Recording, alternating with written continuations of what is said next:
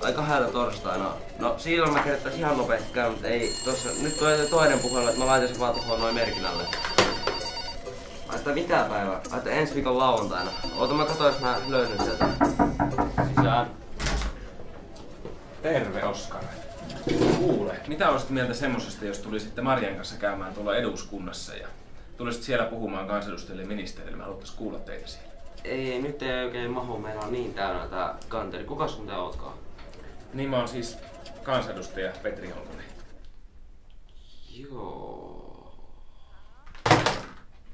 Joo, terve Oskar Taipale tässä. No niin, terve. Meillä on hirveen kiireinen tää aikataulu, että sorruken homma. Mä katsoin sitä löytää, että meillä seuraava tapa on ainakin 10 minuutin päästä. 10 minuutin päästä! Sirpa!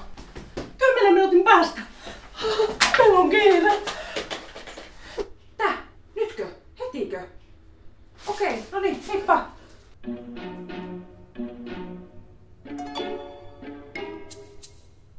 Onpas mukava olla kerrankin rauhassa vähän venyttelees, Mari.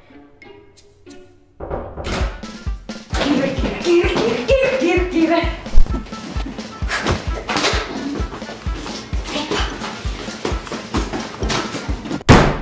Nähdäänkö ensi kuussa? Mennään nyt! Hei, jotain asiaa! Päästäänkö lujempaa? Ei vitsi! Joo, tulossa ollaan. Ei jaksa enää. Huilata. On kiire. Mä en tiedä, kun mä en jaksa enää.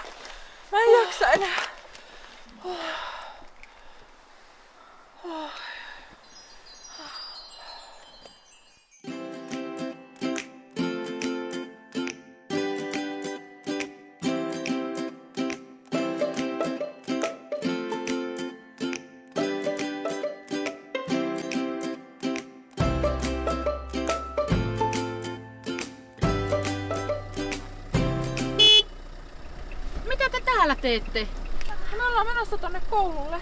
Meillä on ihan hirveä kiire. Ja kylmä on. Voisitko ottaa meidät kyytiin? No mun pitäisi palauttaa tää auto veholle. No mutta ihan äkkiä vaan. Ei oo pitkä matka.